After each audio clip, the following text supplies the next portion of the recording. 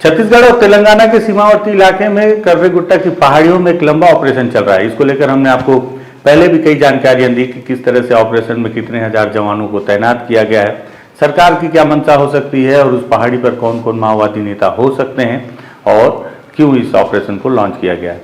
इस ऑपरेशन को लगभग 15 से 16 दिन 21 तारीख से जो ऑपरेशन लॉन्च किया गया था और अब तक मुझे लगता है कि 15-16 दिन है, आप काउंट कर लीजिएगा। 15-16 दिन के बाद इस ऑपरेशन में एक बार फिर से पुलिस ने एक प्रेस नोट जारी किया है। उन्होंने कुछ जानकारियां साझा की हैं। क्या कुछ नफा नुकसान हुआ है इस पूरे ऑपरेशन में अब तक और क्या उम्मीद है पुलिस को, जो उन्होंने इस प्रेस नोट में लिखा है, उस पर बातचीत करते हैं। नमस्कार, मैं विकास तिवारी हूँ, आप बस्तर टॉकीज देख रहे हैं।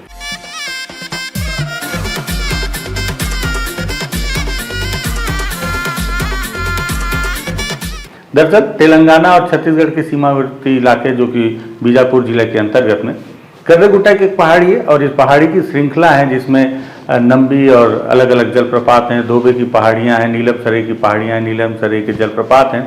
इसी तरह से करते हुए एक लंबी पहाड़ी श्रृंखला है और काफ़ी ऊंची भी है। इसमें कर्रे-गुट्टा की जो पहाड़ी है वो काफ़ी महत्वपूर्ण है क्योंकि वो छत्तीसगढ़ और तेलंगाना की सीमा से लगी हुई है, जिसका 30 से अधिक प्रतिशत हिस्सा तेलंगाना में है और बाकी हिस्सा छत्तीसगढ़ में। बताया जाता है कि इस इलाके में माओवादियों का सबसे सुरक्षित पनाहगार के तौर पर इस पहाड़ी को माओवादी अपने लिए उपयोग में लाते हैं। बीते दिनों सरकार ने और जो जवानों की टीम है इनके द्वारा एक लंबा ऑपरेशन प्लान किया गया और 21 तारीख को इस पूरे पहाड़ी को ही अपने कब्जे में लेने की कोशिश की गई। हालांकि उसके पहले मैंने बताया कि माओवादियों ने तेलुगु में एक प्रेस नोट जारी किया था और कहा था कि इस पहाड़ी के आसपास कोई भी ग्रामीण शिकार को ना आए, क्योंकि पूरे पहाड़ी के चारों तरफ उन्होंने इस पूरे इलाके में कई सारे आईडी बम प्लांट कर रखे हैं।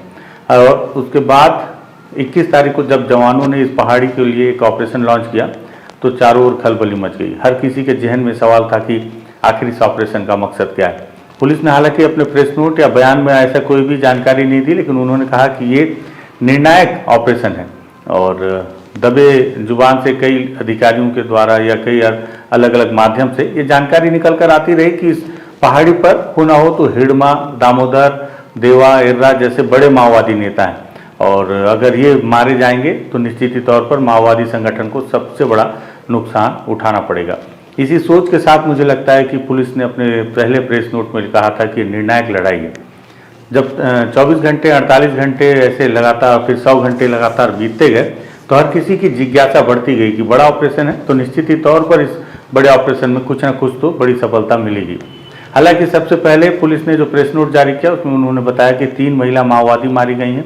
बड़े मात्रा में हथियारों का जखीरा और सामान जो कि दैनिक उपयोगी सामान है वो सारी चीज़ें मौके से बरामद की गई। 2 दिन के बाद मारे गए महिला माओवादियों के शव की शिनाख्ती की गई। तीनों मारी गई महिला माओवादियों के बारे में पुलिस ने बताया कि ये बटालियन नंबर 1 की सदस्य हैं। उसके बाद लगातार ऑपरेशन चलता रहा और इस ऑपरेशन में दोनों तरफ से रुक रुक कर कभी गोलियां चलती थी, कभी बम दागे जाते थे। इस दौरान हेलीकॉप्टर से लगातार उस इलाके की निगरानी की जाती थी, ड्रोन की पूरी मदद ली जा रही थी और फोर्स में भी सीआरपीएफ और कोबरा को इस पर लीड करवाया गया, कोबरा के द्वारा लीड करवाया गया। और इस पूरी घटना के बाद आज एक बार फिर से पुलिस ने प्रेस नोट जारी किया और बताया कि एक बार फिर से चौथी महिला माओवादी उस घटनास्थल से मारी गई है और उसके साथ 303 हथियार और अन्य जो दैनिक उपयोगी सामान है वो भी बरामद किए गए। हालांकि मारी गई जो महिला माओवादी है उसकी शिनाख्ती नहीं की जा सकी है, लेकिन इस पूरे ऑपरेशन में अब तक 4 की संख्या में जवान भी घायल हुए हैं। उसमें एक जो सीआरपीएफ के कोबरा के एक अधिकारी हैं, उनके घायल होने के पीछे भी उनकी एक जाबाजी की एक अलग कहानी निकल कर सामने आई कि किस तरह से जब उनके साथी आईडी बम की चपेट में आ गए तो उन्होंने दौड़कर उन्हें बचाने की कोशिश की और इसी जद्दोजहद में वो अपनी जान की परवाह तक नहीं किए और उनका एक पैर पूरी तरह से जख्मी हो गया है, या कहा जा सकता है कि उनका एक पूरा पैर नीचे पंजे का जो पूरा हिस्सा है वो समाप्त हो चुका है। काफ़ी युवा वो पुलिस के सीआरपीएफ कोबरा के अधिकारी हैं और लगभग उनकी उम्र 25 साल के आसपास बताई जा रही है। हालांकि हम इसको लेकर काफ़ी कंफर्म तो नहीं है, लेकिन पुलिस ने जो जानकारी दी है अलग अलग माध्यमों से तो उनकी जाबाजी के किस्से हैं चारों तरफ। एकदम युवा और कोबरा के जवान जिनके द्वारा अपने साथी के लिए इस तरह से आगे बढ़ के उन्होंने जान की बाजी लगाकर बचाने की कोशिश की और खुद भी उसकी जद में आ गए। पुलिस ने जो प्रेस नोट जारी किया है, मुझे लगा कि इस प्रेस नोट को भी आपको बता दूं कि पुलिस ने अब तक क्या क्या जानकारी इसके माध्यम से दी है। पुलिस ने बताया कि ये इस पूरे मुठभेड़ के अपडेट को लेकर कि आज जो एक महिला कल जो है एक महिला जो माओवादी है, वर्दीधारी माओवादी 303 राइफल के साथ उसके शव को बरामद किया गया है और अब तक कुल 12 दिनों में 4 महिला माओवादियों के शव बरामद किए जा चुके हैं। पुलिस ने कहा है कि विगत कई दिनों से लगातार जारी इस महत्वपूर्ण अभियान से प्राप्त सभी तथ्यों और जानकारी पर विचार करने के पश्चात यह अनुमान है कि इस अभियान के दौरान कई वरिष्ठ स्तर के माओवादी कैडर या तो मारे गए हैं या गंभीर रूप से घायल हैं। ये कयास पुलिस के अधिकारी लगा रहे हैं और इस प्रेस नोट के माध्यम से। साथ ही साथ उन्होंने लिखा है कि कठिन भौगोलिक परिस्थितियों और अनेक चुनौतियों के बावजूद सुरक्षा बल वामपंथी उग्रवाद के खिलाफ इस निर्णायक अभियान को पूरी प्रतिबद्धता और दृढ़ संकल्प के साथ आगे बढ़ा रहे हैं। अभियान में अब तक सैकड़ों माओवादी ठिकाने और बंकर नष्ट किए गए हैं। हालांकि मैंने पहले ही बताया था कि इस ऑपरेशन को पूरी तरह से गोपनीय रखा गया है। पुलिस समय समय पर इसकी मुख्य बातों को प्रेस नोट के जरिए बता रही है।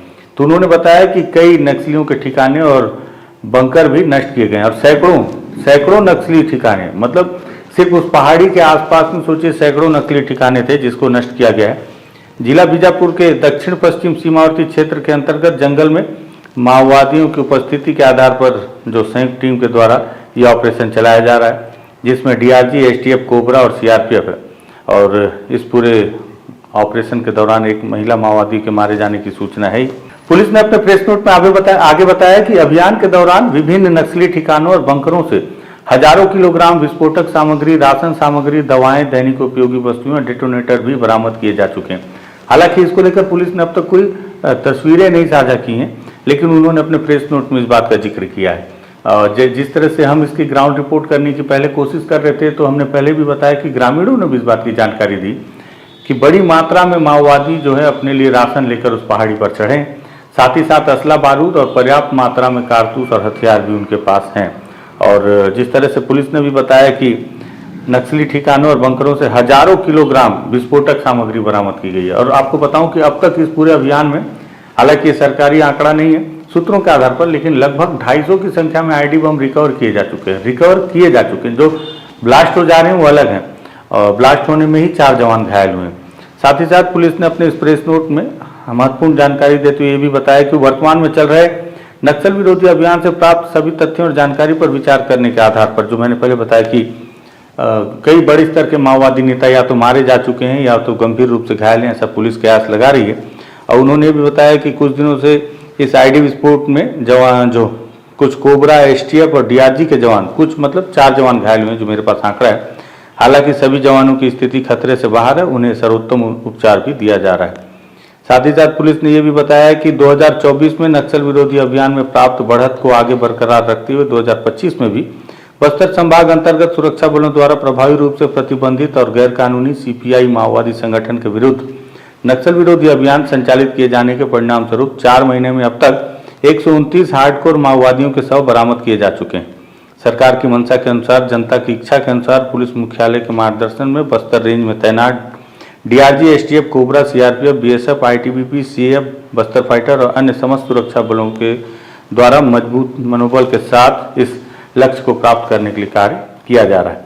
तो ये जानकारी पुलिस ने अपने प्रेस नोट में दी है आज, और उन्होंने बताया कि इसके साथ ही 4 महिला माओवादियों के शव बरामद किए जा चुके हैं। अब तक के 15-16 दिन के इस अभियान में 4 जवान घायल हो चुके हैं, और इन 4 घायल जवानों में सीआरपीएफ के जो कोबरा के जो जवान हैं, जिनकी कहानी काफ़ी दिलेरी वाली है, और उसको लेकर वरिष्ठ पत्रकार हैं रितेश मिश्रा जी, उन्होंने भी एक बहुत भावुक कर देने और गौरवान्वित करने वाले एक पोस्ट अपने फेसबुक में डाला है, जिसमें मुझे लगता है कि जो जवान की जिस तरह से जवान ने बहादुरी दिखाई है, उसको लेकर इस पोस्ट को हमको आपको पढ़कर दिखाना चाहिए। रितेश मिश्रा जी हिंदुस्तान टाइम्स के वरिष्ठ पत्रकार हैं। उन्होंने लिखा है, एक लीडर सागर बुराडे जैसा। सागर बुराडे आईआईटी से पढ़े और असिस्टेंट कमांडेंट हुए सीआरपीएफ में। उम्र 25 के आसपास होगी। छत्तीसगढ़ तेलंगाना बॉर्डर पर स्थित करेगुट्टम में एक बड़ा ऑपरेशन चल रहा है, खतरनाक, जोखिम से भरा। सागर उस ऑपरेशन में सीआरपीएफ की 204 कोबरा बटालियन को लीड कर रहे थे। ऑपरेशन के दौरान अचानक एक जवान आईडी ब्लास्ट के चपेट में आकर घायल हो गया। चारों तरफ अफरा तफरी मची थी, लेकिन सागर ने एक पल की भी देर किए बिना, अपनी जान की परवाह किए बिना, वो सीधे घायल जवान को बचाने के लिए दौड़ पड़े। इस कोशिश में उन्हें भी गंभीर चोटें आईं और उन्होंने अपना दायां पैर गंवा दिया है। उन्हें तुरंत दिल्ली एम्स भेजा गया। वे सुरक्षित हैं, हालत स्थिर है। जिस इंसान के पास एक सुरक्षित भविष्य था, जिसने देश की सबसे प्रतिष्ठित संस्था से पढ़ाई की थी, उसने बिना एक पल सोचे अपनी जान दांव पर लगा दी अपने साथी के लिए। सलाम आपको। तस्वीर है नीचे उस बहादुर जवान की जिनका नाम सागर बुराडे है और जो कि कोबरा के अधिकारी हैं। तो इस तरह से ये पूरी घटना हुई है। तो कुल मिलाकर 4 जवान घायल हैं, 4 महिला माओवादी मारी जा चुकी हैं। पुलिस का कयास है कि अब तक इस पूरी घटना में लगभग बड़े स्तर के कई माओवादी नेता या तो मारे जा चुके हैं या गंभीर रूप से घायल हैं। लेकिन माओवादियों की तरफ से इस पूरे ऑपरेशन को लेकर शुरुआत में एक प्रेस नोट आया कि माओवादी जो है शांति वार्ता को लेकर तैयार हैं। उसके बावजूद इस तरह के कगार ऑपरेशन चलाए जा रहे हैं जिसमें उनके शीर्ष नेतृत्व को खत्म करने की कोशिश की जा रही है। मुझे लगता है कि पुलिस के अधिकारी उसी प्रेस नोट के आधार पर यह अनुमान लगा रहे हैं कि जिस तरह से उस पहाड़ी पर गोलीबारी की जा रही है और शीर्ष नेतृत्व ऊपर फंसा हुआ है, जो कि हालांकि माओवादियों ने इस बात को स्वीकार नहीं किया, केवल कहा है कि उनके शीर्ष नेतृत्व को खत्म करने की कोशिश की जा रही है इस ऑपरेशन के माध्यम से। तो इससे भी इस बात का अंदाजा लगाया जा सकता है कि उनका शीर्ष नेतृत्व हो ना हो करेगुट्टा के पहाड़ी के ऊपर होगा। लेकिन दूसरी तरफ कुछ सूत्रों के आधार पर भी ये जानकारी मिल रही है कि करेगुट्टा के ऊपर जो बड़े माओवादी नेता थे, जो अगर रहे भी होंगे तो वो तेलंगाना की तरफ से अपने आप को सुरक्षित निकाल चुके हैं और अभी भी कुछ स्तर के माओवादी वहाँ पर निचले स्तर के या बटालियन के कुछ लड़ाके संभवतः वहाँ पर हैं, क्योंकि भारी मात्रा में उनके हथियार और दैनिक उपयोगी सामान हैं जिन्हें बचाना भी एक बड़ी जिम्मेदारी मुझे लगता है माओवादियों की होगी। और यही वजह है कि एक साथ ना निकलकर बड़े नेताओं को उन्होंने सबसे पहले सुरक्षित निकालने की कवायद की है, क्योंकि 15 से 16 दिन हो चुके हैं। बहरहाल की पुलिस ने जो कयास लगाया है कि बड़े स्तर के माओवादी नेता उनके घायल हो गए होंगे या फिर मारे गए होंगे, तो उनके जब तक शव बरामद नहीं कर लिए जाते तब तक इस घटना को अपुष्ट ही माना जाएगा, या फिर माओवादियों के द्वारा उनके मारे गए साथियों को लेकर जो प्रेस नोट जारी किया जाता है उसके बाद ही इस बात की पुष्टि हो पाएगी कि वाकई इस अभियान में किस स्तर के बड़े माओवादी नेता मारे गए हैं।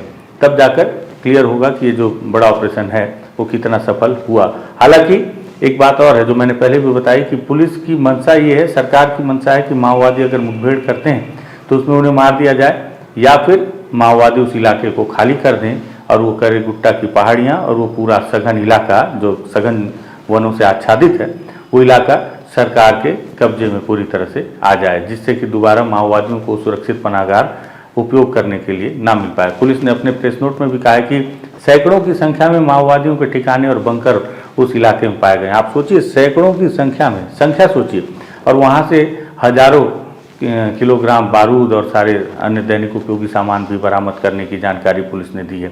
एक बड़ा ऑपरेशन है। बड़े ऑपरेशन में हालांकि सफलता के नाम पर अभी तक कुछ बड़ा नहीं मिला, लेकिन ऑपरेशन तो बड़ा है क्योंकि इतने दिन से चल रहा है। जरूर इसके पीछे कोई बहुत पुख्ता जानकारी पुलिस के पास रही होगी और फिर माओवादियों का प्रेस नोट, फिर तेलंगाना के नेताओं के द्वारा बार बार शांति वार्ता को लेकर जोर। हालांकि बीते कुछ दिनों से मैं नहीं देख रहा हूँ कि तेलंगाना की तरफ से अब शांति वार्ता को लेकर उसके बाद फिर कोई नए बयान आ रहे होंगे। हालांकि बीते दिनों जिस तरह से छत्तीसगढ़ के गृह मंत्री विजय शर्मा ने भी एक फटकार लगाई थी अपने बयान के माध्यम से कि जो लोग आज शांति वार्ता को लेकर जोर दे रहे हैं वो लोग तब कहाँ थे जब बस्तर के लोग मारे जा रहे थे। इसके पीछे भी उन्हें किसी तरह की षड्यंत्र की बू आ रही है। उसके बाद से मैंने कोई भी तेलंगाना की ओर से शांति वार्ता को लेकर बयान नहीं सुना, ना ही माओवादियों की तरफ से उसके बाद कोई पत्र आया है। मुझे लगा कि अब तक के इतने दिन के चल रहे ऑपरेशन को लेकर जो पूरी जानकारियाँ हैं उस जानकारी से आपको अपडेट कराऊं, इसलिए इस वीडियो को तैयार किया गया है। वीडियो पसंद आया तो शेयर कीजिएगा, बस्तर टॉकीज को सब्सक्राइब कीजिएगा। धन्यवाद।